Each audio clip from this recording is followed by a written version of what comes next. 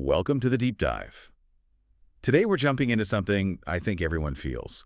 That sense of being overwhelmed, high pressure, like you're constantly fighting circumstances you just can't control. Right. You're exhausted, you're overcommitted, and the thought that keeps running through your head is, I don't really have a choice here. And that phrase right there, I don't have a choice, that's the key. It's why so many people feel like, chronic stress junkies.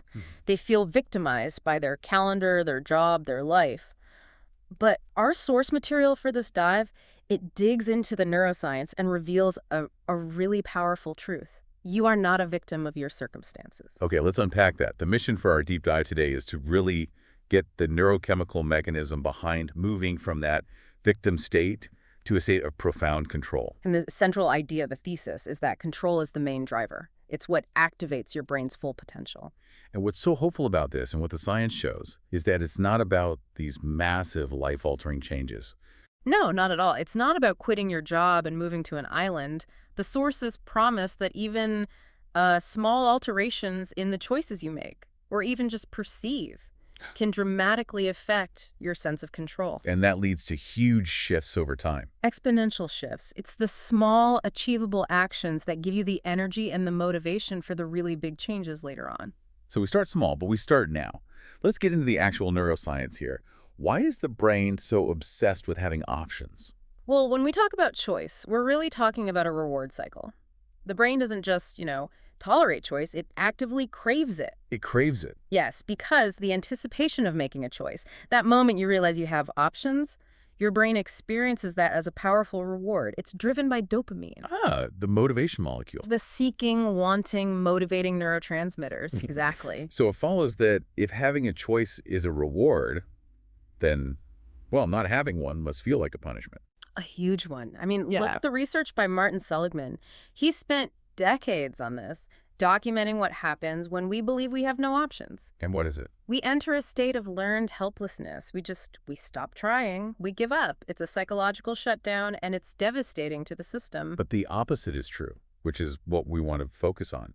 People who feel they have options, the optimists, they do dramatically better in life, in careers, in health. Because they see the world as a place where they can exert influence, even if that influence is just over their own internal reaction to something. Right. And making a choice, even a tiny one, sends this clear signal to the brain. Okay, the journey has started. And once that happens, we tap into this core human driver. The brain is a completion machine. Oh, it loves accomplishment. It loves checking boxes. Precisely. We see this in workplace motivation studies all the time. Ah. The psychologist Frederick Herzberg found that accomplishment was the #1 motivator at work, More than salary. far above things like salary or benefits. People feel their best when they're moving toward a defined goal. Okay, but when you're overwhelmed, the goal usually feels way too big. You're staring at finish the Q4 report and you just freeze. Yes, that size causes paralysis, and that's where activation comes in. The kickstart Let's principle. all start now. Exactly. You want to kickstart that completion chemistry. So if your huge task is revamp the sales strategy, your activation task might just be blocking off 30 minutes tomorrow to outline 3 headings. That's it. Give me a really concrete example. How can someone activate that pleasure chemistry right now if they're dreading some huge project? Okay, think about the smallest possible thing that signals progress. Maybe your desk is a notorious mess, and that clutter is just mental drag. I think we can all relate to that. So spend 5 minutes, just 5. Clean off one corner of that desk, or organize one drawer. When you finish that tiny task, you get this neurochemical surge, like an attaboy, or keep going from your brain. It's a chain reaction. It is. Completing task A, no matter how trivial, motivates you to start task B. And suddenly, you've got momentum. I can see the lesson for leaders here too. If a boss walks in and says, we need a 30% revenue increase, that just creates learned helplessness. It's too big. It's way too big. But if they say, here are the first 3 specific steps I need us to take this week, suddenly everyone can be activated. You don't need the whole roadmap, just clarity on the first few steps. Which brings us to how we process all this. Let's talk about threat versus reward. Right. We have to remember the brain's chief organizing principle: maximize reward, minimize danger. But, and this is critical, way more of our brain's architecture is dedicated to spotting threats. We're hardwired for survival. We are. The negative just carries significantly more weight than the positive. And this is where we can map our emotional states, these neurochemical quadrants, based on arousal, and positive or negative intensity. Exactly. Let's start with quadrant 4, high arousal, high negative. This is where a lot of people live when they're overwhelmed. This is terror, rage, despair. Right? Or just intense, tense focus. Right. And it's driven by high levels of adrenaline and the stress hormone, cortisol. And that combination is what's so bad for our thinking. It's destructive. Cortisol doesn't just make you feel bad. It literally narrows your attention. It magnifies every negative detail and basically shuts down the rational part of your brain. Is that what we call brain freeze? Like Right. you're in a big presentation, you know your stuff cold, but your mind just goes blank. That is a textbook example. Your system sees the audience as a threat, floods you with cortisol, and your rational brain, the one you need to land the deal, gets locked out. Your survival brain has taken over. That sounds absolutely exhausting. So if quadrant 4 is the burnout zone, where's the best place to be? That would be quadrant 2. Hmm. Lower positive intensity. This is the sweet spot. Contentment, serenity. Pleasantness. It's where you feel productive and secure, not frenzied and anxious. This is the source of most of our daily happiness. And that's driven by a different chemical cocktail. It is a combination of catecholamines like norepinephrine and dopamine mixed with oxytocin. Okay, wait, hang on. Catecholamines and oxytocin. For those of us without a chemistry textbook handy, what are those chemicals actually doing? Fair enough. So, dopamine is still there, providing that gentle drive. Norepinephrine gives you steady, alert focus, but without the jittery edge of adrenaline. And oxytocin. That's the bonding chemical. It brings that sense of calm, of connectedness and trust. It's a sustainable flow state. And the crucial part here is that we have a lever to control this chemistry. It's not random. We absolutely do. The lever is our appraisal, our perception of an event. A missed deadline is in itself neutral. It's the story you tell yourself about it that determines the chemical response. So if you frame it as a catastrophe, you spike cortisol. If you frame it as a chance to learn. You stay in a much more productive state. But let me push back a bit. It's easy to say change your appraisal, but when you're in the middle of a quadrant 4 rage, how do you just stop and have a calm internal chat? You don't. You practice in quadrant 2. It's a skill, not a switch. You learn to recognize the physical signs of stress, the tight shoulders, the shallow breathing, and you make a choice. The choice is the first step. The choice can be as simple as focusing on your breath for 60 seconds. That small physical activation interrupts the cortisol spike. This connects directly to the idea of approach versus avoidance. It's the brain's duality. We are always either moving toward a reward, that's the approach state, or away from a threat, the avoidance state. So if you hate your job and you're only there for the paycheck, That's pure avoidance. You're motivated by avoiding the bill collector, even if you call it moving toward a paycheck. An approach mindset would focus on what you're learning or the team you're working with. and that mindset is everything for confidence. You can't feel confident if you're always in avoidance mode. Right. Confidence is just the willingness to jump in without a 100% guarantee. It exists when you feel a sense of control over an outcome. And yet, we're constantly killing that confidence with 3 specific things. Number 1, perfectionism. Yeah, and we need to be clear. High standards are good. They're motivating.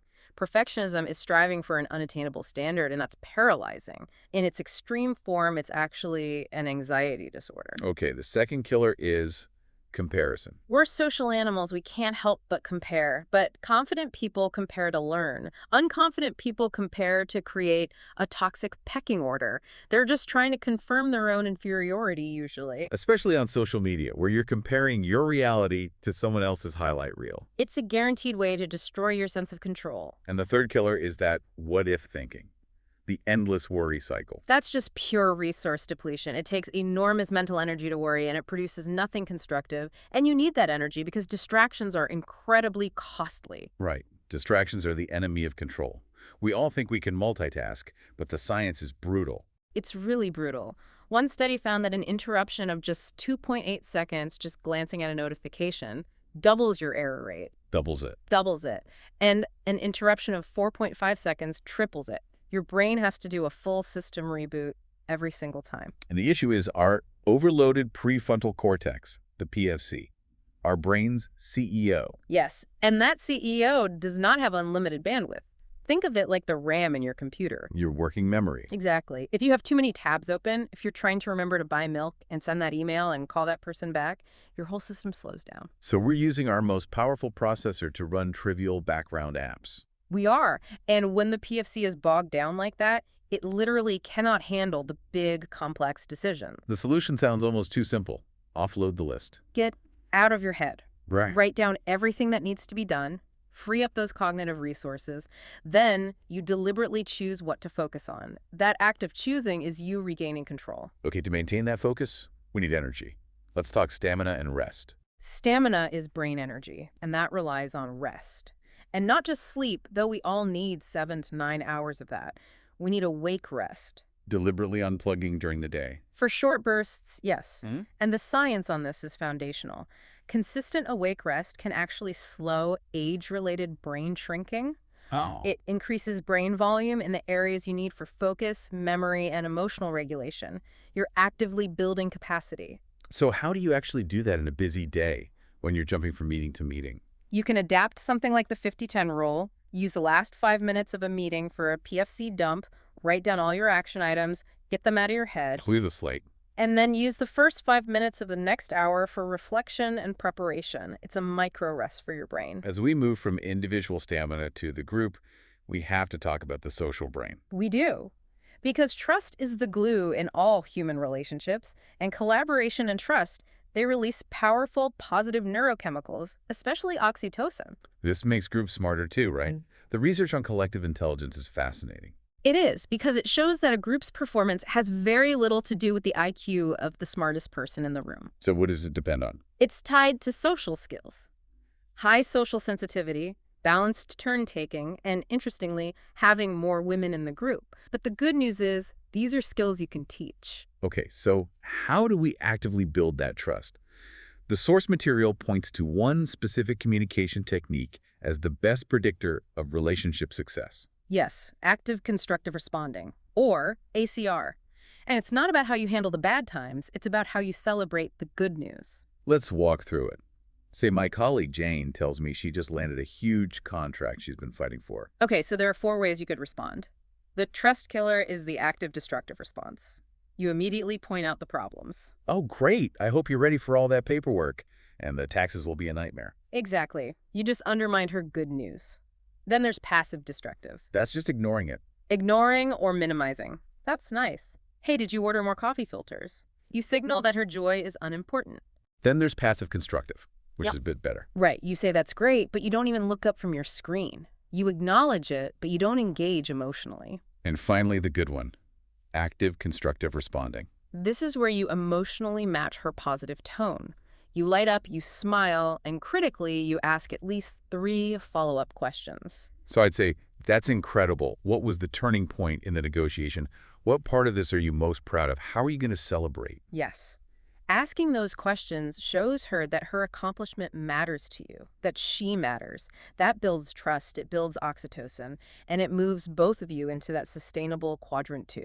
You're maximizing the reward chemistry for everyone. That's the core principle. So as we wrap up this deep dive, it comes back to where we started. The goal isn't to get rid of negative emotions, it's to recognize them and make choices to shift toward more positive states. And that journey starts with just recognizing you have control over your appraisal, your focus, your activation. And there's a fascinating paradox here. The brain craves safety, but it also delights in novelty. It loves new experiences. And trying new things, even if you're not good at them, causes brain growth. It builds confidence because you're proving to yourself that you can handle discomfort. To unlock that potential, you have to overcome that feeling of being overwhelmed. You have to take control, activate that completion drive, and start small. Start small, start now. Activate.